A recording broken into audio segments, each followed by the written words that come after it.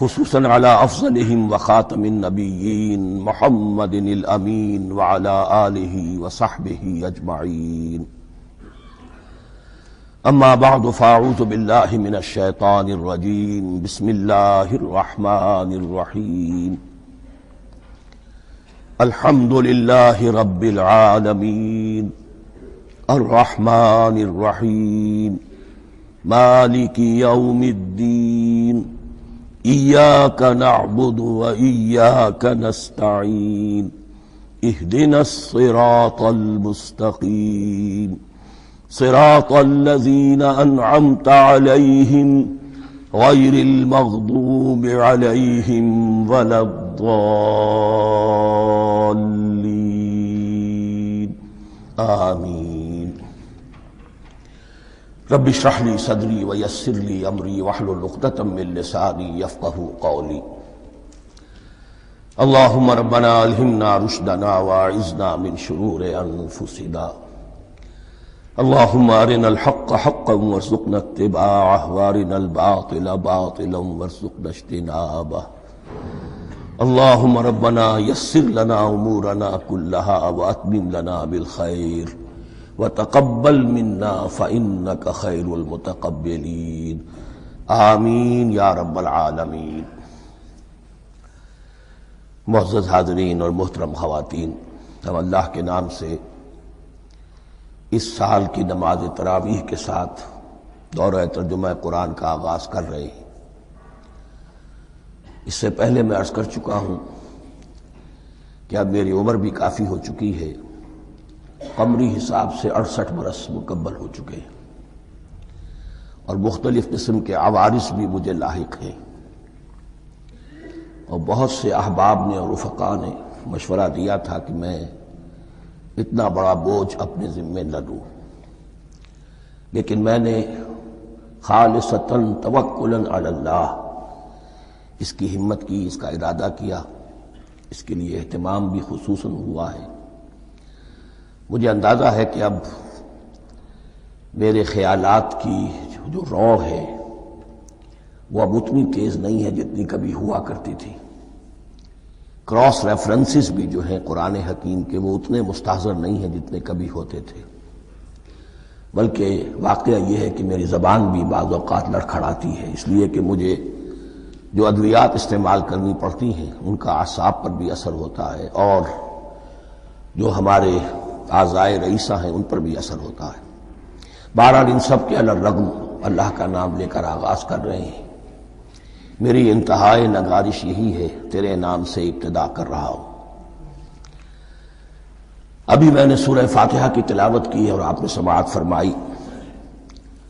یہ سورہ مبارکہ مصحف کے اعتبار سے تو پہلی صورت ہے ہی، سب کو معلوم ہے، لیکن یہ بھی نوٹ کر لیجئے کہ یہ نزول کے اعتبار سے بھی سب سے پہلی مکمل صورت جو حضور پر نازل ہوئی وہ یہی ہے. اس سے قبل متفرق آیات نازل ہوئیں. 5 آیتیں سورہ علق کے آغاز میں، کچھ آیتیں سورہ قلم یا سورہ نون کے آغاز میں، کچھ آیتیں سورہ مزمل کی ابتدا کی، کچھ آیتیں سورہ مدثر کے آغاز کی. 5ویں وحی تقریباً اس پر اجماع ہے کہ یہ سورۃ الفاتحہ کی ہے، اور یہ مکمل سورت ہے جو حضور پر نازل ہوئی. سورۃ الفاتحہ کے معنی ہوئے افتتاحی سورت. فتح یفتح کے معنی ہے کھولنا. مفتاح کنجی کو کہتے ہیں، چابی کو. تو یہ اوپننگ سورہ آف دی قرآن، قرآن حکیم کی افتتاحی سورت. ویسے جیسا کہ میں تعارف قرآن کے ضمن میں عرض کر چکا ہوں، عربوں کا یہ مزاج تھا کہ جس چیز سے انہیں خصوصی محبت ہوتی تھی اس کے بہت سے نام رکھتے تھے. اس کے بھی بہت سے نام ہیں. سورۃ الفاتحہ سب سے عام ہے، لیکن الکافیہ، الشافیہ، ام القرآن، اساس القرآن، کم سے کم یہ 4 نام تو میں سمجھتا ہوں کہ ہر مسلمان کو مزید معلوم ہونے چاہیے، اور بھی بہت سے نام. اس سورہ مبارکہ کی بالاتفاق و بالاجماع 7 آیتیں ہیں، اگرچہ ان کی ترتیب میں کچھ اختلاف ہے. ایک رائے یہ رائے امام شافعی کی بھی ہے اور بصرہ کے جو قراء تھے ان کی بھی ہے کہ آیت بسم اللہ بھی سورہ فاتحہ میں شامل ہے، اس کا جز ہے، وہ اس کو شامل کر کے پھر 7 آیتیں بناتے ہیں، تو آخری جنہیں ہم 2 آیتیں سمجھتے ہیں، صراط الذین انعمت علیہم غیر المغضوب علیہم ولا الضالین، وہ ان کے نزدیک ایک آیت ہے۔ تو گویا کہ نتیجہ یہ نکلا کہ آیتوں کی تعداد 7 ہی رہتی ہے۔ امام ابو حنیفہ رحمۃ اللہ علیہ کا موقف اور کوفے کے جو قراء تھے ان کا بھی موقف یہ ہے کہ آیت بسم اللہ نہ سورہ فاتحہ کا جز ہے نہ کسی اور سورت کا جز ہے، سوائے ایک مقام پر جہاں حضرت سلیمان علیہ السلام کا خط جو ہے نقل ہوا ہے، جو انہوں نے ملکہ سبا کو لکھا تھا، انہ من سلیمان و انہ بسم اللہ الرحمن الرحیم، تو قرآن کے متن میں صرف اسی جگہ پر یہ آیت شامل سمجھتے ہیں، باقی یہ صرف علامت کے طور پر کہ یہاں سے ایک نئی سورت شروع ہو رہی ہے درج کی گئی ہے۔ اس سورہ مبارکہ کو الصلاح قرار دیا گیا ایک حدیث میں، اس کا جو اسلوب ہے وہ دعا کا ہے، اور دعا کے ساتھ اس کی جو مناسبت ہے، اور پھر اسی کی وجہ سے ہماری نماز کا یہ جزو لا ینفک بنا دیا گیا، بلکہ ایک حدیث جو میں آپ کو سناؤں گا اس میں اسی کو نماز قرار دیا گیا، الصلاح یہی ہے۔ ویسے وہ حدیث مبارک موجود ہے، من لم یقرأ بفاتحۃ الکتاب لا صلاۃ لمن لم یقرأ بفاتحۃ الکتاب، جو شخص سورہ فاتحہ کی تلاوت نہیں کرتا اس کی کوئی نماز نہیں۔ اس کے حوالے سے بھی ہمارے ہاں 2 مسلک ہیں، ذکر صرف اس لیے کر رہا ہوں کہ آپ کے علم میں ہو، ان میں کوئی بنیادی فرق نہیں ہے، کسی بھی ایک رائے کا انسان قائل اور حامل ہو سکتا ہے بغیر اس کے کہ دوسرے کو بالکل غلط قرار دے، بلکہ یہ کہ اس کے لیے بھی گنجائش اپنے ذہن میں اور اپنے دل میں رکھے۔ تو ایک رائے یہ ہے کہ یہ میں کیا عرض کر رہا تھا، کوئی بھول گیا ہوں۔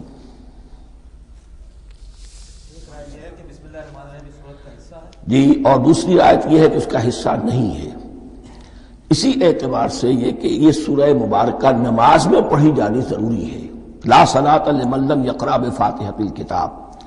البتہ یہ اختلاف ہے، یہ بات جو میں ذکر کر رہا تھا جو ذہن سے نکل گئی، کہ آیا مقتدی جو ہے امام کے پیچھے کھڑا ہو کر جب نماز پڑھ رہا ہو تو کیا اس صورت میں بھی اس کے لیے لازم ہے کہ سورہ فاتحہ پڑھے؟ اس میں 2 رائے ہو گئی، بلکہ 3۔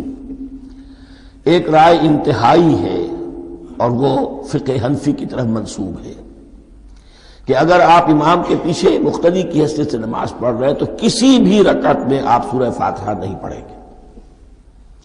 ایک دوسری بالکل برعکس رائے ہے، وہ امام شافعی رحمۃ اللہ علیہ کی ہے کہ ہر حالت میں، چاہے امام جہری رکعت پڑھا رہا ہو جس میں وہ بلند آواز سے سورہ فاتحہ پڑھ رہا ہو، اور چاہے وہ سری رکعت ہو، ہر حالت میں مقتدی کو بھی پڑھنی ہے۔ ایک تیسری رائے بین ہے، وہ امام مالک کی ہے رحمۃ اللہ علیہ، کہ جو سری رکعت ہے جس میں کہ امام بھی خاموشی سے پڑھ رہا ہے، مقتدیوں کو بھی پڑھنی چاہیے۔ جو جہری رکعت ہے جس میں کہ امام بلند آواز سے پڑھ رہا ہے، اس میں مقتدیوں کو خاموش رہ کر پوری توجہ جو ہے سننے پر صرف کر دینی چاہیے۔ اذا قرئ القرآن فاستمعوا له وانصتوا، جب قرآن پڑھا جا رہا ہو تو پوری توجہ اس کے پڑھنے پر مرکوز کر دو اور خود خاموش رہو۔ میرے اپنی رائے میں یہ تیسری رائے سب سے زیادہ صائب ہے، اور اس میں کسی طرح کی بھی کوئی پیچیدگی پیدا نہیں ہوتی۔ بہرحال اس سورہ مبارکہ کا جو اسلوب ہے میں نے عرض کیا دعائیہ ہے، البتہ قرآن مجید کے علم اور حکمت کے اعتبار سے، اس کے فلسفے کے اعتبار سے ایک بات سمجھ لینی چاہیے۔ قرآن کا فلسفہ یہ ہے کہ بنیادی ہدایت ہر انسان کے دل میں موجود ہے، بالقوہ، پوٹینشلی۔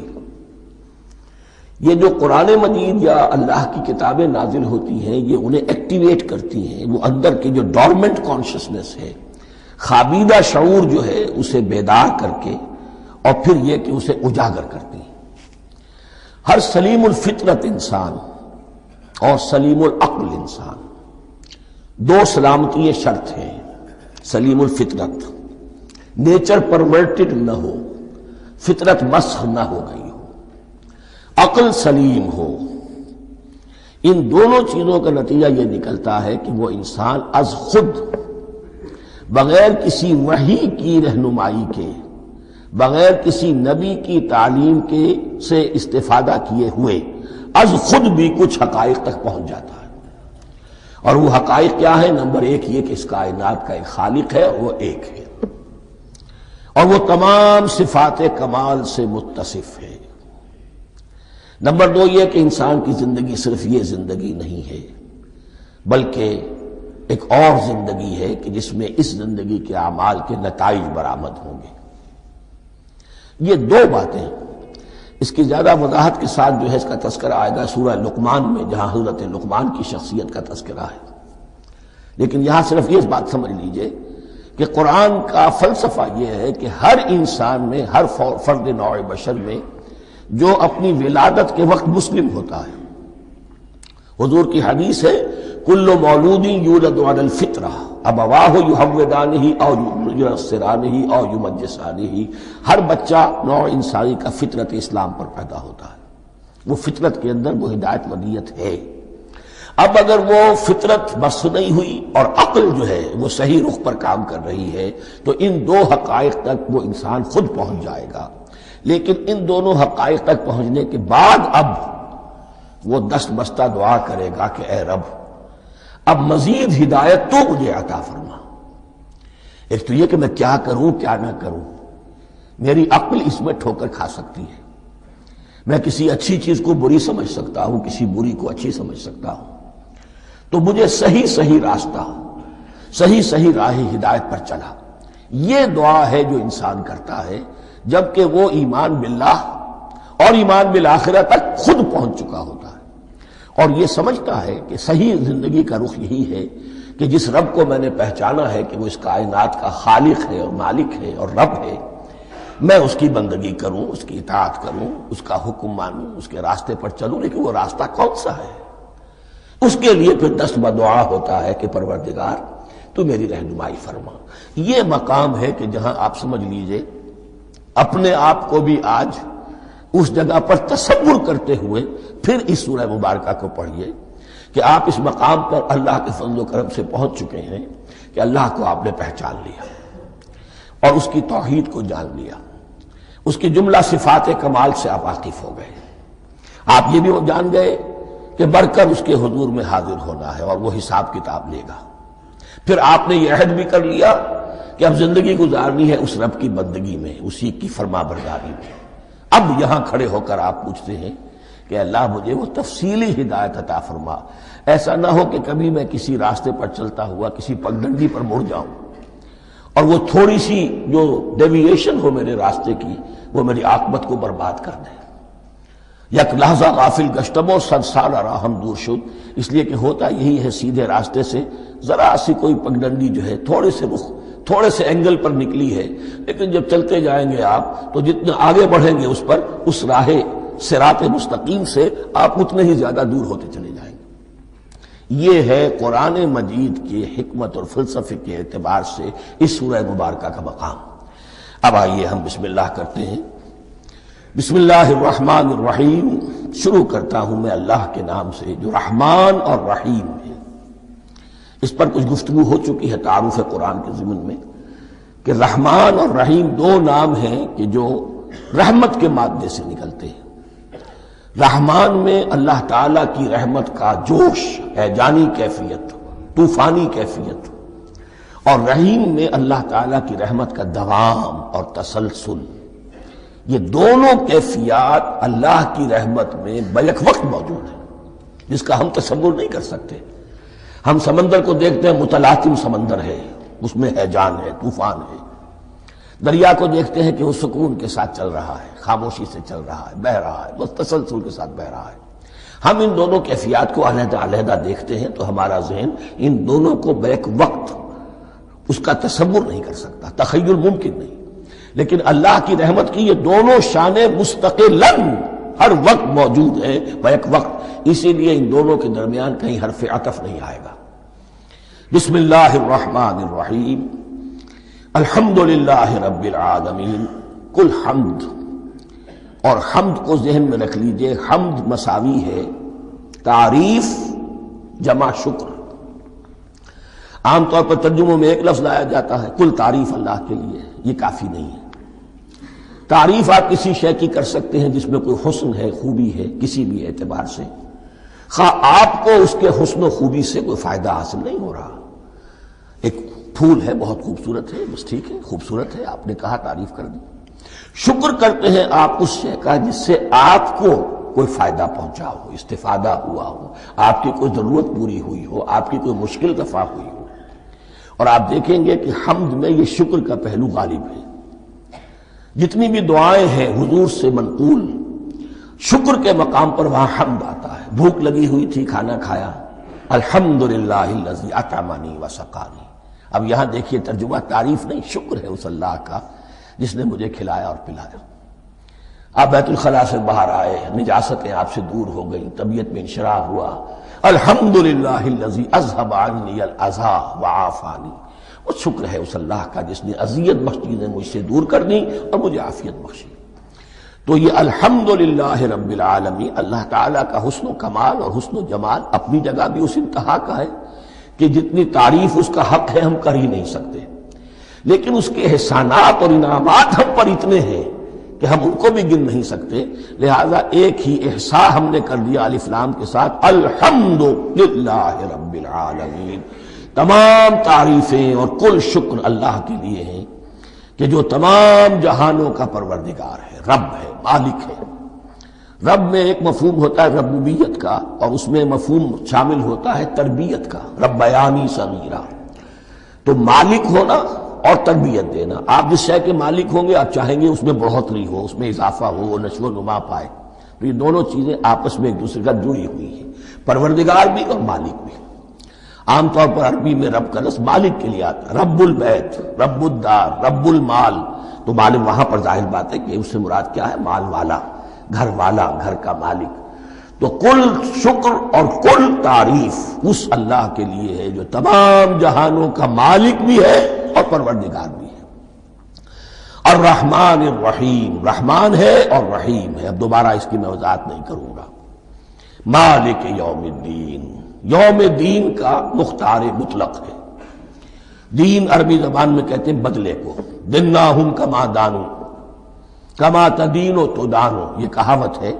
جیسے اردو میں ہم کہتے ہیں جیسا کرو گے ویسا بھرو گے، کما تدینو تو دانو، تو یہ ہے بدلہ۔ اس کا بنیادی مفہوم جو ہے وہ بدلہ ہے۔ تو بدلے کا ایک دن ہے جس دن فیصلہ ہوگا کہ کون کیا کما کر لایا ہے اور اسے کیا بدلہ ملنا چاہیے۔ آیا اس کا برائیوں کا پلڑا بھاری ہے کہ اسے سزا ملنی چاہیے، یا اس کی حسنات اور نیکیوں کا پلڑا بھاری ہے کہ اسے جزا ملنی چاہیے، اس کا انعام اور اکرام کے ساتھ معاملہ کیا جانا چاہیے۔ وہ ایک دن ہے، اسے ہم یوم القیامہ کہتے ہیں۔ اور لیکن اصل بات جو یہاں کہی گئی، یعنی ایک جملے میں تین باتوں کا اعتراف ہو رہا ہے۔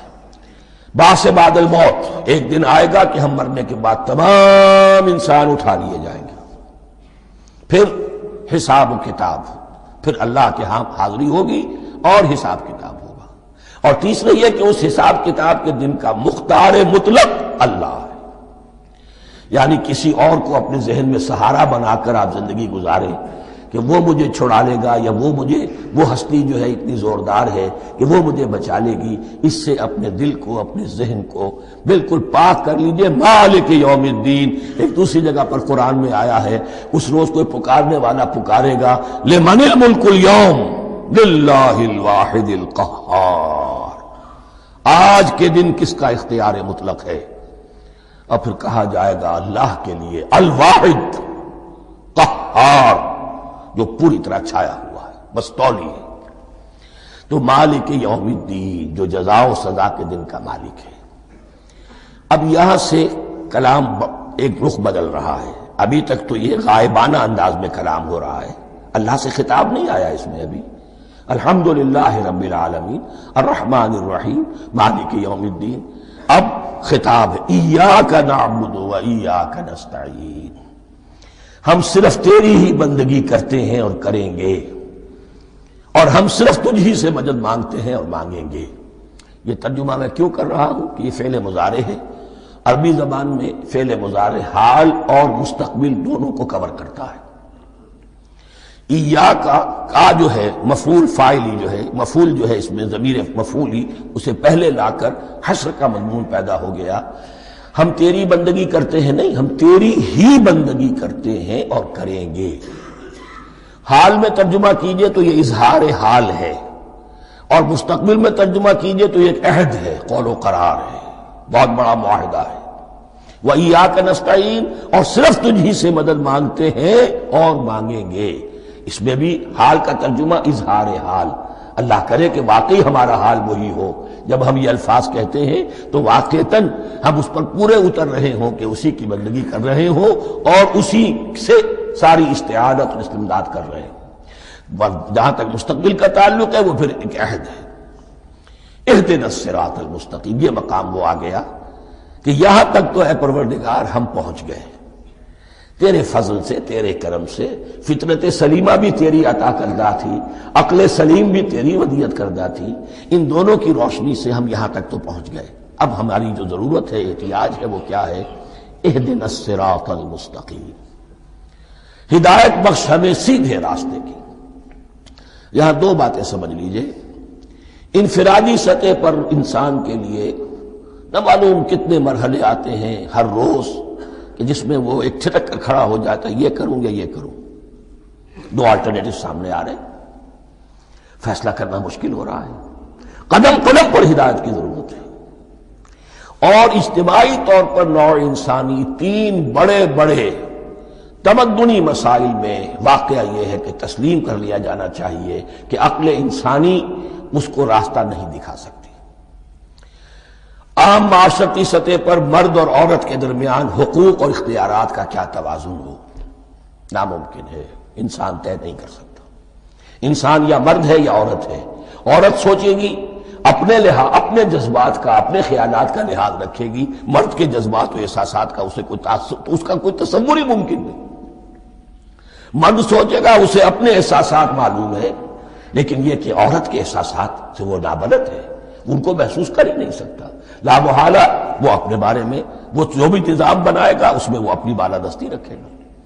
وہ تو ایک ہی ہستی ہو سکتی ہے کہ جو دونوں کی خالق ہے، مرد کی بھی عورت کی بھی، اور اس کو دونوں سے محبت ہے، دونوں کا خیر خواہ ہے، دونوں کا رب ہے، دونوں کو پروان چڑھانا چاہتا ہے۔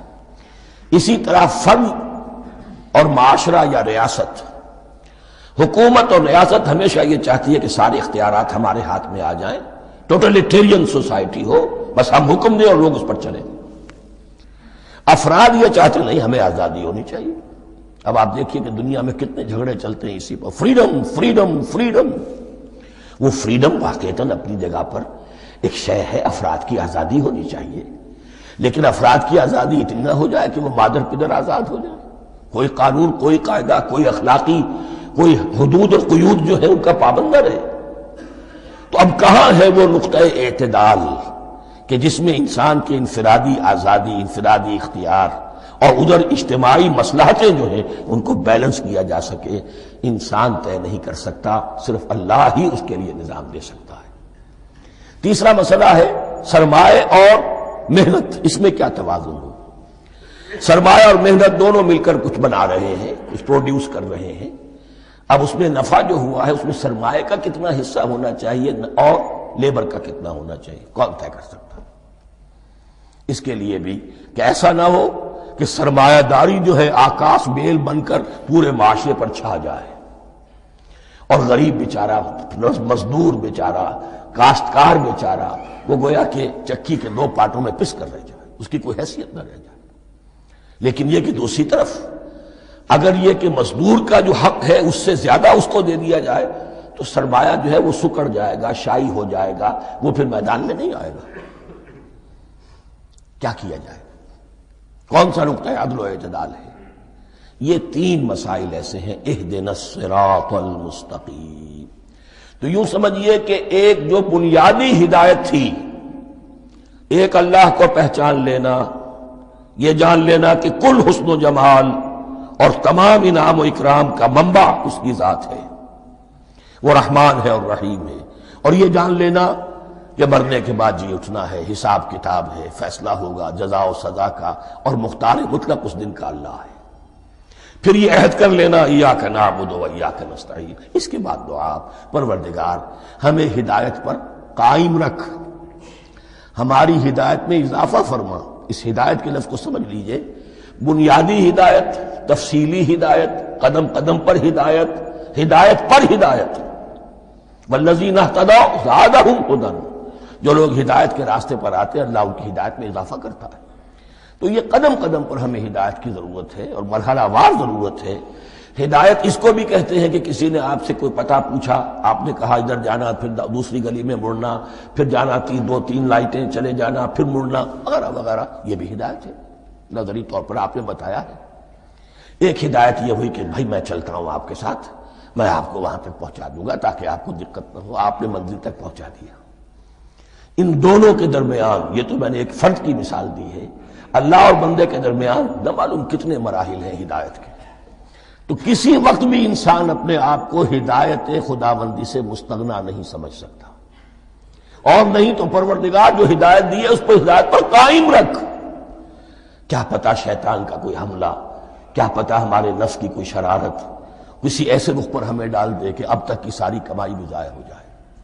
لہذا یہ نہ سمجھیے کہ جب یہ ساری چیزیں ان کو معلوم تھی، ان چیزوں کا تو اقرار کر رہے تو اب ہدایت کون سی مانگ رہے ہیں. تو ہدایت کا تو بڑا میدان کھلا ہوا ہے، اور اس ہدایت کی وہ جو میں نے آخری شکل آپ کو بتائی ہے کہ منزل مقصود تک پہنچا دے، یہ ہدایت بھی قرآن مجید میں اس معنی میں بھی لفظ آیا ہے کہ اہل جنت جب جنت میں داخل ہوں گے تو جو ترانہ حمد ان کی زبان پر اس وقت ہوگا وہ کیا ہے؟ الحمدللہ الذی ہدانا لہذا وما کنا لنہتدی لولا ان ہدانا اللہ. کل شکر اس اللہ کا جس نے ہمیں یہاں تک پہنچا دیا، ہدایت دی یہاں تک پہنچا دیا، اور ہم ہرگز نہ پہنچ پاتے، ہم ہرگز ہدایت یافتہ نہ ہو سکتے اگر اللہ ہی ہمیں ہدایت نہ دیتا. اہدنا الصراط المستقیم، سیدھا راستہ.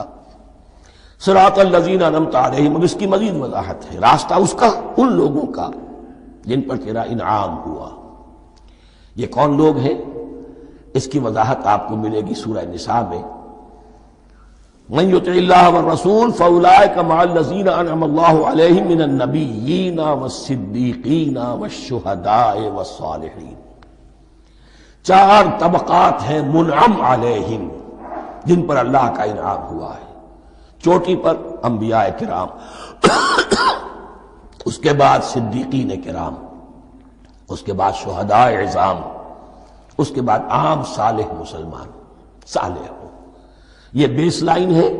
اس سے اوپر کا درجہ شہداء کا ہے، اس سے اوپر کا درجہ صدیقین کا ہے، اور پھر اس سے اوپر کا درجہ انبیاء کا ہے. انبیاء میں سے پھر وہ بھی ہوتے ہیں کہ جو اولو العزم میں من الرسل ہیں. لیکن یہ 4 طبقات ہیں، ان کے راستے پر ہمیں چلا. غیر المغضوب علیہم ولا الضالین، جو مغضوب علیہم نہیں ہوئے، جن پر تیرا غضب نہیں ہوا. اور غضب ہوتا ہے ان پر کہ جو ہدایت کے واضح ہونے کے بعد ہدایت کو ترک کر دیں، وہ ہے مغضوب علیہم.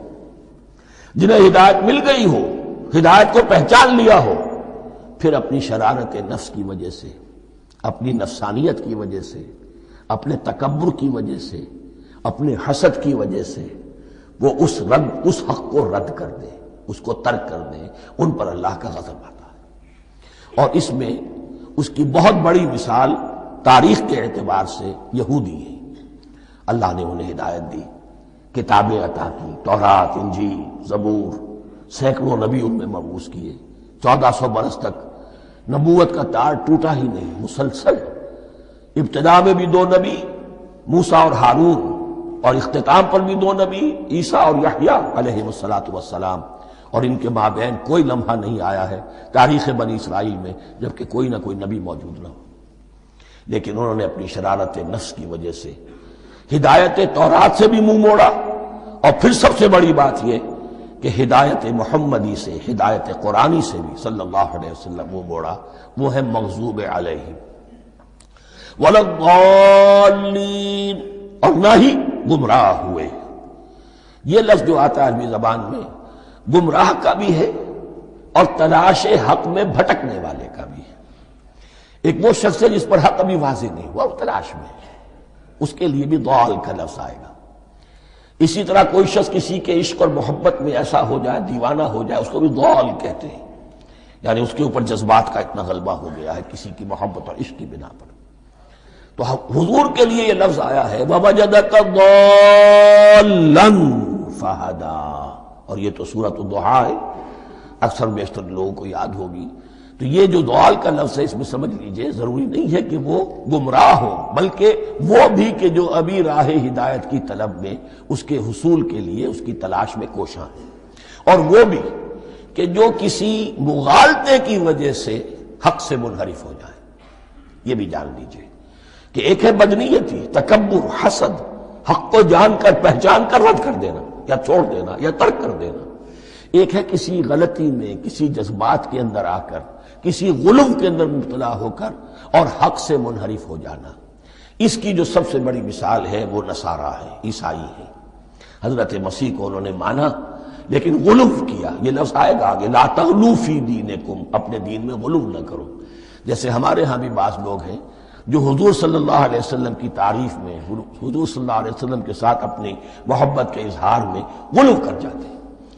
یہ انتہا درجے کو ہو گیا تھا حضرت مسیح علیہ السلام کے ماننے والوں میں، اور اس کی بنا پر انہوں نے تثلیث کا عقیدہ ایجاد کر لیا اور حضرت مسیح علیہ السلام کو اللہ کا بیٹا بنا دیا۔ تو اس کی سب سے بڑی مثال ضالین کی اس اعتبار سے کہ ہدایت پانے کے بعد کسی بدنیتی سے نہیں بلکہ کسی اچھے جذبے میں غلو کی وجہ سے رسول سے محبت کرنا تو اچھا جذبہ ہے، لیکن یہ محبت بھی ایک حد میں رہنی چاہیے۔ غلو کرے گی تو ظاہر بات ہے کہ اس کے بعد وہ گمراہی کی طرف لے جائے گی۔ تو یہ ہے اس سورہ مبارکہ کا ترجمہ، اور اس کے بعد آخر میں آمین کہنا یہ مسنون بھی ہے، کہنا چاہیے۔ البتہ اختلاف یہاں بھی صرف اتنا ہے کہ نماز میں جب آپ امام کے ساتھ ہیں، وہ اگر جہری قرات کر رہا ہے تو آیا اس کے بعد آپ کو بھی بالجہر کہنا ہے آمین یا نہیں کہنا، یہ اختلاف ہے، ان میں کوئی فرق واقع نہیں ہوتا۔ یہ چیز متفق علیہ کہ کہنا ہے آمین، بلکہ یہ آمین تو یہودیوں میں ہے، یہ آمین جو ہے یہ عیسائیوں میں بھی ہے۔ ان کی بھی جو پریئر لارڈس پریئر ہے اس کے بعد آمین، وہ آمین کہتے ہیں، وہ فرق وہ لفظ ایک ہی ہے، اس لیے کہ عبرانی زبان اور عربی زبان یا تو ہم یہ کہہ سکتے ہیں کہ دونوں بہنیں ہیں، کوئی ایک مشترک زبان تھی ان کی ماں جس کی یہ دو بیٹیاں ہیں، اور یا یہ کہنا پڑے گا کہ عربی زبان کی ماں جو ہے وہ عبرانی زبان ہے۔ بہرحال بڑا قریبی رشتہ عربی کا اور عبرانی کا ہے، اس اعتبار سے وہ آمین۔ اب آپ کو معلوم ہے ہم السلام علیکم وہ کہتے ہیں، وہ سلام کہتے ہیں، فرق کیا ہے؟ وہ تو تلفظ کا فرق ہے۔ اسی طریقے سے اور بہت سے الفاظ ہیں، میں بعد میں بتا۔ اب میں اس سورہ مبارکہ کے بارے میں خاص حدیث آپ کو سنانا چاہتا ہوں، اور اسی سے در حقیقت جو امام ابو حنیفہ کا موقف ہے رحمۃ اللہ علیہ، اس کی حقانیت مزید مبرہن ہو جائے گی۔ یعنی کیا کہ آیت بسم اللہ سورہ فاتحہ کا جز نہیں ہے، سورہ فاتحہ الحمدللہ رب العالمین سے شروع ہوتی ہے۔ وہ میں آپ کو بتانا بھول گیا کہ جن کے نزدیک یہ سورت کا جز ہے وہ پھر جہری قرات میں بسم اللہ الرحمن بھی بلند آواز سے کہیں گے، اور جن کے نزدیک یہ سورہ فاتحہ کا جز نہیں ہے وہ نہیں کہیں گے، وہ الحمدللہ رب العالمین سے قرات کریں گے۔ تو کوئی فرق نہیں ہے بنیادی۔ یہ حدیث جو ہے یہ مسلم شریف میں ہے اور حدیث قدسی ہے، اس کے راوی حضرت ابو ہریرہ ہے رضی اللہ تعالی عنہ، اور اس حدیث نے اس سورت کے مضامین کا نہایت عمدہ تجزیہ کر دیا ہے۔ حدیث کے الفاظ سن لیجئے، قسمت الصلاۃ بینی و بین عبدی نصفین۔ اللہ تعالیٰ فرما رہے ہیں، حدیث قدسی ہے، میں نے نماز کو، صلاۃ کو اپنے اور اپنے بندے کے درمیان آدھا آدھا تقسیم کر لیا۔ فنصفها لی ونصفها لعبدی، اس کا نصف جو ہے وہ میرے لیے ہے اور نصف جو ہے وہ میرے بندے کے لیے ہے۔ وَلِعَبْدِي مَا سَأَلَ، اور جو میرے بندے نے مانگا میں اسے دوں گا، میرا وعدہ ہے یا میں نے اسے دیا۔ اس کے بعد اس کی تفصیل آتی ہے، اذا قال العبد، جب بندہ کہتا ہے الحمدللہ رب العالمین، قال اللہ حمدنی عبدی، جب بندہ کہتا ہے الحمدللہ رب العالمین، اللہ فرماتا ہے میرے بندے نے میری حمد کی۔ وَإِذَا قَالَ الرَّحْمَٰنِ الرَّحِيمِ قَالَ اللَّهُ اثْنَىٰ عَلَيَّ عَبْدِي، جب بندہ کہتا ہے الرحمن الرحیم، اللہ فرماتا ہے میرے بندے نے میری ثنا کی۔ وَإِذَا قَالَ مَالِكِ يَوْمِ الدِّينِ قَالَ اللَّهُ تَعَالَىٰ مَجَّدَنِي عَبْدِي، میرے بندے نے میری تمجید بیان کی، میری بزرگی بیان کی۔ اب یہ 3 آیتیں ہو گئیں، تینوں میں اللہ کی حمد ہے، ثنا ہے، تمجید ہے۔ یہ 3 آیتیں خالص اللہ کے لیے ہو گئیں۔ اب چوتھی آیت آئی، ایاک نعبد و ایاک نستعین۔ اس کے بارے میں جب بندہ کہتا ہے اذا قال العبد ایاک نعبد و ایاک نستعین، قال اللہ تعالی ھذا ما بینی و بین عبدی ولعبدی ما سأل، یہ میرے اور میرے بندے کے درمیان ہے۔ یہ تو یوں سمجھیے کہ یہ گرہ لگ گئی ہے میرے اور میرے بندے کے مابین۔ اس نے مجھ سے قول و قرار کیا ہے، اس نے میری بندگی کا اعتراف کیا ہے، اس نے تسلیم کیا ہے کہ میری ہی بندگی کرتا ہے اور کرے گا، اور مجھ سے مدد چاہیے ہے۔ ھذا ما بینی و بین عبدی، یہ معاہدہ ہے۔ معاہدہ 2 فریقوں کے مابین ہوتا، یہ میرے اور میرے بندے کے مابین ہے۔ وَلِعَبْدِي مَا سَأَلَ، اور میں نے اپنے بندے کو دیا جو اس نے مانگا۔ وہ میری مدد چاہتا ہے، میری مدد اس کے شامل حال رہے گی۔ فَإِذَا قَالَ، اور جب بندہ کہتا ہے اهْدِنَا الصِّرَاطَ الْمُسْتَقِيمَ صِرَاطَ الَّذِينَ أَنْعَمْتَ عَلَيْهِمْ غَيْرِ الْمَغْضُوبِ عَلَيْهِمْ وَلَا الضَّالِّينَ، قال اللہ تعالی ھذا لعبدی ولعبدی ما سأل۔ یہ 3 آیتیں یہ میرے بندے کے لیے، اهدنا الصراط المستقیم، اسی صراط مستقیم کی وضاحت ہے مثبت، صراط الذین انعمت علیہم، اسی صراط المستقیم کی وضاحت ہے منفی انداز میں، غیر المغضوب علیہم ولا الضالین۔ یہ سب میرے بندے کے لیے ہے، اور میں نے اپنے بندے کو دیا جو اس نے مانگا۔ اس کو میں نے ایک مرتبہ یہ ترازو کی شکل میں اس کو لکھوایا تھا۔ دیکھیے یہ ایاک نعبد و ایاک نستعین، یہ ہے وہ ترازی کی وہ ڈنڈ، واو جو ہے ایاک نعبد و ایاک نستعین، واو جو ہے گویا کہ وہ مٹھ ہے جس سے کہ ترازو کو پکڑا جاتا ہے۔ ادھر ایک پلڑا ہے جس کی 3 آیتیں ہیں، الحمدللہ رب العالمین الرحمن الرحیم مالک یوم الدین۔ اس کا نتیجہ کیا نکلا؟ ایاک نعبد۔ آپ نے شاید یہ سنا بھی ہو، ایک بہت ہی عمدہ قرات کا جو ریکارڈ ہے قاری عبدالباسط عبدالصمد کا، وہ یہیں سے چل کر سورہ فاتحہ کی قرات کر کے ایاک نعبد پر آ کر رکتا ہے۔ الحمدللہ رب العالمین الرحمن الرحیم مالک یوم الدین ایاک نعبد۔ گویا کہ یہاں یہ صورت بالکل ہاف ہو گئی ہے۔ 3 آیتوں میں اللہ کی حمد ہے، ثنا ہے، تمجید ہے، جس کا نتیجہ ہم تیری ہی بندگی کرتے ہیں، تیری ہی اطاعت کریں گے۔ لیکن اب اس کے بعد سوال ایاک نستعین، اسی کی جو استعانت کیا درکار ہے ہمیں؟ ہدایت۔ ہدایت سب سے بڑی استعانت ہے، ہدایت ہی تو سب سے بڑی مدد ہے۔ اهدنا الصراط المستقیم صراط الذین انعمت علیہم غیر المغضوب علیہم ولا الضالین۔ یہ ایاک نستعین کے حکم کے ساتھ یہ 3 آیتیں آ گئیں، اهدنا الصراط المستقیم صراط الذین انعمت علیہم غیر المغضوب علیہم ولا الضالین۔ قسمت الصلاة بینی و بین عبدی نصفین فنصفها لی ونصفها لعبدی ولعبدی ما سأل۔ اللہ تعالیٰ اس سورہ فاتحہ کا جو اصل مفہوم ہے وہ بھی ہمارے ذہنوں پر، ہمارے شعور کی سطح پر اسے اجاگر کیے رکھے، ہمیں توفیق دے کہ جب بھی پڑھیں، جب بھی سنیں تو وہ کیفیت اگر ہو جائے۔ اس لیے کہ ایک حدیث ہے کہ الصلاۃ معراج المومنین، نماز تو اہل ایمان کے حق میں معراج کے درجے میں ہے۔ اس حوالے سے ہم یہ سمجھ سکتے ہیں کہ کوئی وقت ایسا آ سکتا ہے کہ انسان کو واقعتاً، روح انسانی واقعتاً اللہ کے یہ جواب سنے۔ انہونی بات نہیں ہے یہ، ہوتا ہے خطاب آخر، اٹھتا ہے حجاب آخر، کرتے ہیں خطاب آخر، یہ تو ہوتا ہے۔ مخاطبہ الہی، یہ تو میں نے عرض کیا کہ ثابت ہے، مخاطبہ، محادثہ اور تحدیث اللہ بندوں سے کلام کرتا ہے۔ اب آئیے بسم اللہ الرحمن الرحیم، اب یہ سورہ بقرہ شروع ہو رہی ہے۔ سورۃ البقرہ جو 286 آیات پر مشتمل ہے، تقریباً 2.5 پاروں پر پھیلی ہوئی ہے۔ ہر شخص جانتا ہے کہ یہ قرآن حکیم کی حجم کے اعتبار سے سب سے بڑی سورت ہے، لیکن یہ معاملہ صرف حجم کا نہیں ہے۔ نبی اکرم صلی اللہ علیہ وسلم نے اسے سنام القرآن قرار دیا ہے۔ آپ نے فرمایا لکل شیء صنام، ہر چیز کی ایک چوٹی ہوتی ہے، جیسے اونٹ کا کوہان ہوتا ہے۔ وسنام القرآن البقرہ، سنام القرآن، قرآن کی چوٹی جو ہے وہ سورۃ البقرہ ہے۔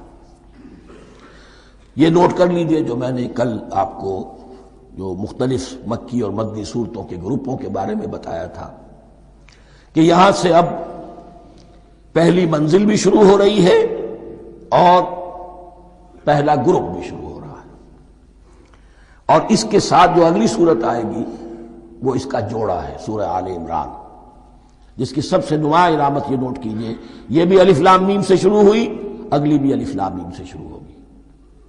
اس کے بعد دو صورتیں مدنی اور ہیں، لیکن ان دونوں میں نہ حروف مقطعات ہیں نہ کوئی اور تمہیدی کلام ہے، براہ راست خطاب سورہ نساء میں یا ایھا الناس اور سورہ مائدہ میں یا ایھا الذین آمنوا، کوئی تمہیدی بات نہیں، کوئی حروف مقطعات نہیں، براہ راست خطاب۔ وہ ایک جوڑا ہے سورہ نساء اور سورہ مائدہ، اور یہ ایک جوڑا ہے سورہ بقرہ اور سورہ آل عمران۔ سورہ بقرہ اور سورہ آل عمران کو نبی اکرم صلی اللہ علیہ وسلم نے الزہراوین بھی قرار دیا ہے۔ زہرا کہتے ہیں بڑی روشن چیز کو، یہ حضرت فاطمہ رضی اللہ تعالی عنہا کے نام کے ساتھ آتا ہے، فاطمۃ الزہراء، تو زہرا بہت روشن دمکتی ہوئی شے۔ الزہراوین، یہ دو نہایت دمکتی ہوئی صورتیں ہیں جو قیامت کے دن دو بدلیوں کی شکل میں ظاہر ہوں گی، حضور نے فرمایا، اور جو لوگ ان صورتوں سے محبت کرتے تھے ان پر سایہ کریں گی۔ اللہم ربنا اجعلنا منہم، ہمیں اللہ تعالیٰ ان میں شامل فرما دے۔ اس سورہ مبارکہ کو دو حصوں میں تقسیم سمجھیے۔ ویسے تو یہ کہ رکوع آئیں گے، پارے بھی بدلیں گے اس میں، لیکن حصے دو ہیں۔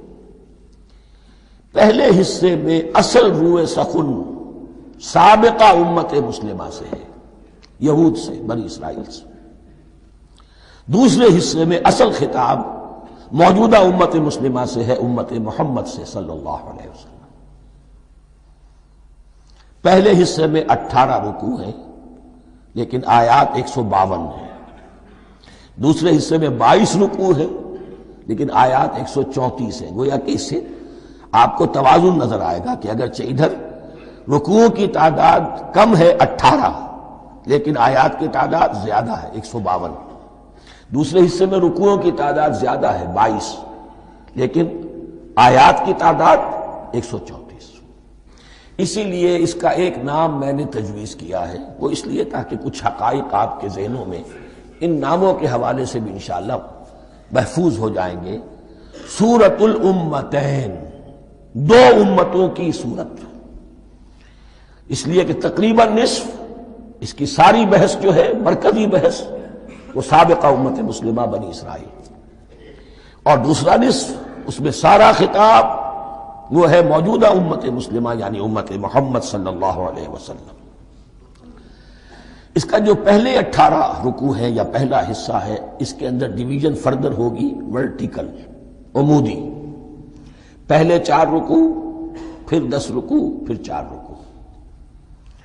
لیکن جو 22 رکوع ہیں دوسرے حصے کے، دوسرے نصف کے، اس میں ڈویژن جو ہے جو ہاریزونٹل ہے، وہ افقی تقسیم ہے، عمودی نہیں، افقی۔ وہ میں بعد میں بیان کروں گا جب ہم وہاں پہنچ جائیں گے۔ ان کو پہلے سمجھ لیجئے کہ اس پہلے حصے کی جو تقسیم میں نے کی ہے، پہلے 4 رکوع، پھر 10 رکوع اور پھر 4 رکوع۔ پہلے 4 رکوع یوں سمجھیے کہ پورے قرآن مجید کے لیے اس کی حکمت اور فلسفے کا جو حصہ مکی قرآن میں بیان ہو چکا تھا اس کا خلاصہ ہے۔ جب یہ صورت نازل ہو رہی ہے تو یہ تو مدینہ میں حضور تشریف لا چکے ہیں، 12-13 سال جو ہے گزر چکے ہیں، اور ان 12-13 سالوں کے دوران 2/3 قرآن نازل ہو چکا ہے۔ اس میں جو بھی حکمت، فلسفہ اور بنیادی دعوت، یہ جو چیزیں مکی قرآن میں بیان ہوئیں، ان کا خلاصہ نچوڑ نکال کر یہاں 4 رکوعوں میں رکھ دیا گیا۔ اگرچہ ان میں بھی جب گہرائی میں آپ دیکھیں گے تو روح سخن جو ہے وہ بنی اسرائیل کی طرف ہے، وہ میں بعد میں عرض کروں گا، لیکن اضافی طور پر یہ سمجھ لیجئے کہ پورے مکی قرآن کے حکمت اور پیغام کا خلاصہ ان 4 رکوع میں۔ پھر 10 رکوع ہیں جن میں براہ راست خطاب ہے سابقہ امت مسلمہ، یا بنی اسرائیل۔ اس کے بھی 2 حصے ہیں۔ پہلے ایک رکوع میں دعوت ہے، بڑا انداز اس کا بڑا پیارا ہے، اس میں دعوت ہے، ایمان لاؤ محمد پر صلی اللہ علیہ وسلم۔ اور اس کے بعد 9 رکوع ہیں ملامت کے، ملامت، تنقید، تم نے یہ کیا اور یہ کیا اور یہ کیا، ہم نے یہ احسان کیے، یہ احسان کیے، یہ احسان کیے، تم نے یہ ناشکری کی، یہ ناشکری کی، یہ ناشکری کی۔ اور اس سب کا نتیجہ آخری 4 رکوعوں میں ہے کہ اب تمہیں اس منصب سے معزول کیا جا رہا ہے جس پر تم 2000 برس تک 2000 برس تک فائز رہے ہو، اور تمہیں ہٹا کر اب ایک نئی امت محمد کی شکل میں جو وجود میں آ چکی ہے صلی اللہ علیہ وسلم، اسے اس پر فائز کیا جا رہا ہے۔ اور اس کی علامت کے طور پر اسے میں کہا کرتا ہوں کورونیشن، تاج پوشی۔ ایک امت معزول، دوسری امت اس کا نصب ہو رہا ہے، اس کی تاج پوشی کے لیے سمبل، علامت کیا ہے؟ قبلہ تحویل۔ وہ قبلہ یروشلم سابقہ امت کا قبلہ اب ادھر رخ نہیں ہوگا، اب اہل توحید کا قبلہ یہ مکے کی طرف ہوگا، بیت اللہ کی طرف ہوگا۔ تو تحویل قبلہ کا مضمون ہے جو ان 4 رکوعوں میں آتا ہے۔ تو یہ میں نے تھوڑی سی تمہید جو ہے آپ کے سامنے رکھ دی ہے۔ اب بسم اللہ کیجئے۔ بسم اللہ الرحمن الرحیم۔ الف لام میم۔ الف لام میم یہ حروف مقطعات ہیں، یہ علیحدہ علیحدہ پڑھے جاتے ہیں، علم نہیں پڑھ سکتے اس کو۔ الف لام میم، ہا میم ہے، ہا علیحدہ میم علیحدہ، اگرچہ لکھے ہوئے ہوتے ہیں جڑے ہوئے، کاف ہا یا عین صاد لکھے ہوئے جڑے ہوئے، پڑھے جائیں گے علیحدہ علیحدہ، قطع علیحدہ کرنا۔ تو حروف مقطعات ان کے بارے میں ایک بات تو جو ہے اجماعی ہے، سب کے نزدیک مسلم ہے، ان کا کوئی حتمی مفہوم اور ان کے حتمی معنی کسی کو معلوم نہیں سوائے اللہ اور اس کے رسول کے۔ اس معنی میں یوں بھی کہا گیا یہ کوڈ ورڈز ہیں، جیسے کہ کوئی میسیجز جو ہیں ادھر ادھر بھیجے جاتے ہیں، سیکرٹ میسیجز، تو کچھ کوڈ ورڈز ہوتے ہیں جس سے سمجھ میں آتا ہے کہ یہ بات واقعتاً صحیح سورس سے آ رہی ہے، واللہ عالم۔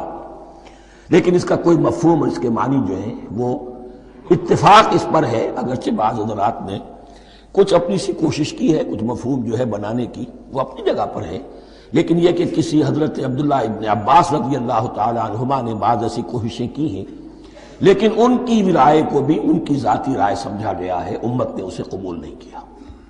اجماع اور کنسنسس اسی پر ہے کہ اس کے معنی اور مفہوم کسی کو معلوم نہیں سوائے اللہ اور اس کے رسول کے۔ البتہ بعض چیزیں ایسی ہیں کہ وہ اگر نوٹ کر لی جائیں تو شاید آئندہ اس میں کچھ راز کھلنے کے امکانات پیدا ہو جائیں۔ دیکھیے عربی زبان کے جو الفابیٹس ہیں ان کی تعداد 29 ہے یا 28 ہے، میں بتا چکا ہوں۔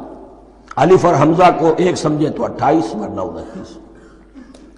پہلی بات یہ نوٹ کیجئے، قرآن حکیم کی 114 سورتوں میں سے 29 سورتوں میں ان کے شروع میں یہ حروف مقطعات آئے ہیں۔ دوسری بات یہ کہ اس میں 28 کا نصف کیجئے تو 14 استعمال ہوئے، 14 نہیں استعمال ہوئے، بالکل آدھی تعداد استعمال ہوئی ہے۔ تیسرے یہ کہ جو شروع اور آخر اور درمیان 3 حصوں میں تقسیم کر دیجئے آپ، 9 9 9 پلواری 27، ایک طرف 10 رہ جائیں گے۔ پہلے حصے میں سے بہت کم حروف لیے گئے، بہت کم۔ آخری حصے کے تقریباً تمام حروف ہیں، تقریباً۔ درمیانی حصہ وہ ہے کہ جس میں آپ نے دیکھا ہے کہ عربی میں جوڑوں کی شکل میں ہے، صاد ضاد، فرق کیا ہے نقطے کا، سین شین، فرق کیا ہے نقطوں کا، را زا، فرق کیا ہے نقطے کا۔ تو جو بھی نقطے والا لفظ ہے وہ نہیں لیا گیا، اور جو بغیر نقطے کے غیر منقوط ہے وہ لیا گیا۔ پھر اس میں 3 صورتیں ہیں جن میں ایک ایک حرف آیا ہے، سورہ قاف، سورہ نون، سورہ صاد۔ پھر صورتیں ہیں جن میں 2 2 آئی ہیں، جن میں 3 3 آئے ہیں، پھر 4 4 آئے ہیں، دو ہی صورتیں ہیں جن میں 4 ہیں اور دو ہی صورتیں جن میں 5 ہیں۔ تو یہ ہے صرف یوں سمجھئے کہ اعداد و شمار۔ اس کے حوالے سے کچھ آدمی غور کرے تو شاید کوئی بات نکلے۔ باقی وہ مثال میں آپ کو بتا دیتا ہوں کہ حضرت عبداللہ ابن عباس نے ایک رائے ظاہر کی کہ الف لام میم در حقیقت ایک جملے کا خلاصہ ہے۔ انا اللہ اعلم، پہلا لفظ انا، اس کا الف لے لیا، درمیانی لفظ ہے اللہ، اس کا درمیانی لام لے لیا، تیسرا لفظ اعلم، یہ آخری لفظ ہے، آخری حرف میم لے لیا۔ انا اللہ اعلم، میں اللہ جانتا ہوں، واللہ اعلم، واقعتاً اللہ ہی جانتا ہے۔ یہ حضرت عبداللہ ابن عباس کی رائے ہے، لیکن اگرچہ انہیں حبر الامت مانا گیا ہے، لیکن یہ کہ ان کی اس رائے کو بھی اکثر و بیشتر مفسرین نے قبول نہیں کیا۔ اب جو پہلے 2 رکوع ہیں اس سورہ بقرہ کے، ان کے بارے میں تعویل عام اور تعویل خاص کا ایک بڑا بنیادی فرق ہے جو نوٹ کر لینا چاہیے۔ جس وقت یہ صورت نازل ہو رہی ہے، میں عرض کر چکا ہوں کہ 12 سال ہو چکے تھے حضور کو اپنا فریضہ نبوت و رسالت ادا کرتے ہوئے۔ ایک جماعت اچھی بھلی تیار ہو چکی تھی جنہوں نے حضور کی دعوت پر لبیک کہا، ایمان لائے اور آپ کی تعلیمات پر عمل کیا۔ وہ ایک گروہ موجود تھا، یہ ابو بکر ہے، یہ عمر ہے، یہ عثمان ہے، یہ طلحہ ہے، یہ زبیر ہے، یہ عبد الرحمن ابن عوف ہے، یہ مصعب بن عمیر ہے، دیکھ لو۔ اور ایک گروہ وہ تھا کہ جو حق کو جان کر پہچان کر محض اپنی ضد اور حق درمی کی باعث وہ کفر پر اڑ گیا تھا۔ اور اب ایک تیسرا گروہ پیدا ہو رہا تھا مدینے میں آ کر، وہ ابھی ایمبریونک سٹیج میں ہے، کہ جو داعی ہے، مدعی ہے کہ ہم مانتے ہیں لیکن حقیقت میں نہیں مانتے۔ یہ 3 قسم کے گروہ دنیا میں ہمیشہ پائے جائیں گے، ہمیشہ۔ اب میں اس کو لا رہا ہوں تعویل عام کی طرف۔ جب بھی کبھی کوئی دعوت اٹھے گی انقلابی، ایک ہوتا ہے واعظ و نصیحت، ٹھیک ہے، جس نے بھی فائدہ اٹھایا اٹھا لیا۔ ایک ہوتی ہے دعوت انقلابی، وہ انقلابی دعوت کا ہدف ہوتا ہے نظام کو بدلنا۔ نظام بدلتا ہے تو ظاہر بات ہے کہ جو لوگ اس نظام میں جن کے ویسٹڈ انٹرسٹ ہیں اور جن کو پریولیجز حاصل ہیں، جن کے مفادات ہیں، وہ تو لازماً اپنے نظام کا تحفظ کریں گے۔ ٹکراؤ ہوگا، تصادم ہوگا، تصادم میں جانی نقصان بھی ہوگا، مالی نقصان بھی ہوگا۔ یہ گویا کہ کسی انقلابی دعوت کے لوازم ہیں۔ اگر یہ شے نہ ہو تو ان دعوت انقلابی ہے ہی نہیں۔ اس اعتبار سے ہر انقلابی دعوت کے جواب میں 3 طبقے پیدا ہو جاتے ہیں۔ ایک وہ کہ جو اس دعوت کو قبول کرتے ہیں دیانت کے ساتھ، خلوص کے ساتھ، اخلاص کے ساتھ، اور پھر پوری جواں مردی کا ثبوت دیتے ہیں، ہر چہ بعد آباد، اب جو آئے سو آئے، جان دینی پڑے حاضر ہیں، مال دینا پڑے حاضر ہیں، کوئی تکلیف آئے، کوئی مشقت آئے، کوئی مصیبت آئے، کوئی قربانی کرے، حاضر۔ جب پکارا گیا واپس نہیں پھیرا کوئی فرمان جنوں کا، اور تنہا نہیں لوٹی کبھی آواز جرس کی۔ خیریت جا راحت تن صحت داما، سب بھول گئی مصلحتیں اہل ہوس کی۔ ایک وہ لوگ ہوتے ہیں، ایک وہ لوگ ہوتے ہیں کہ جو اڑ جاتے ہیں ضد پر، ہٹ درمی پر، ماننے کے باوجود، جاننے کے باوجود کہ بات تو ٹھیک ہے جو کہہ رہے ہیں، کیسے مان لیں؟ ہماری سیادت، ہماری چودراہٹ، ہمارے مفادات، ہمارے یہ ساری چیزیں ان سب کے اوپر زد پڑ رہی ہے۔ یہ لوگ اڑ جاتے ہیں، اور پھر کوئی دعوت، کوئی نصیحت، کوئی مزید افہام و تفہیم ان کے حق میں مفید نہیں ہوتی۔ اس لیے کہ صحیح بات ہے جو کہتے ہیں کہ سوتے کو تو جگایا جا سکتا ہے، جاگتے کو کیسے جگائیں؟ کوئی سویا ہوا ہے تو آپ اسے جگا دیں گے، جو جاگا ہوا ہے لیکن وہ بنا ہوا ہے، وہ اٹھنے کو تیار ہی نہیں ہے، تو آپ کیسے اٹھا دیں گے اس کو؟ تو جو لوگ جان بوجھ کر حق کو پہچان کر رد کر دیتے ہیں، پھر ان کے حق میں کوئی دعوت، کوئی نصیحت، کوئی تبلیغ، کوئی انذار، کوئی تبشیر مفید نہیں ہوتی۔ تیسرا درجہ ایسے لوگوں کا ہوتا ہے جو یا تو شروع میں آتے ہی شرارت کے ارادے سے ہیں، کوئی مصلحت ہے جس کی وجہ سے اس دعوت کو قبول کر لیا، کوئی ذاتی منفعت ہے جس کے لیے قبول کر لیا، یا یہ کہ شروع میں تو اخلاص کے ساتھ آتے ہیں لیکن جب قربانی دینے کا وقت آتا ہے تو ان کے اندر سیرت و کردار کی وہ مضبوطی نہیں ہوتی کہ ہر چہ بعد آباد، یہ نہیں ہوتی۔ وہ پھر ڈگمگاتے رہتے ہیں، کبھی کچھ چلے پھر کہیں چھٹک کر رہ گئے، پھر کہیں کچھ چلے پھر چھٹک کر رہ گئے۔ یہ تیسرا طبقہ ہے کہ جو کہتا ہے، دعوی مدعی ہے کہ ہم نے مانا ہے، قبول کیا ہے، بات ٹھیک ہے، کچھ تھوڑا بہت چلتے بھی ہیں، لیکن جہاں مشکل آئی چھٹک کر کھڑے ہو گئے، اوندھے منہ گر پڑے۔ یہ تیسرا طبقہ ہے۔ اس کے لیے لفظ ہمارے ہاں منافقین بھی ہے، لیکن اس رکوع میں آ کر ابھی ان 4 رکوعوں میں نہیں بلکہ سورہ بقرہ میں مکمل میں بھی کہیں نفاق کا لفظ نہیں آیا ہے، اس لیے کہ اسے مرض سے تعبیر کیا گیا ہے۔ یہ مرض ہے ایک، اور اس مرض کے ذریعے سے لوگوں کے اندر جو ہے وہ ایک نفاق کا بیج پڑ رہا ہے، جو ظاہر ہوگا تو منافقت پوری کی پوری کھل کر سامنے آ جائے گی۔ روگ ہے انسانی شخصیت کا۔ اس حوالے سے وہ تیسری، اور یہ چونکہ اہم ترین حصہ تھا اور یہ مرض اب شروع ہو رہا تھا، مدینے میں، مکے میں نہیں تھا، لہذا زیادہ تفصیل سے اس کے بارے میں گفتگو ہوئی۔ اب ان 2 رکوعوں کا سلسلے وار مطالعہ انشاءاللہ اس دوسری نشست میں کریں گے۔ دوسری نشست سے مراد یہی ہے ابھی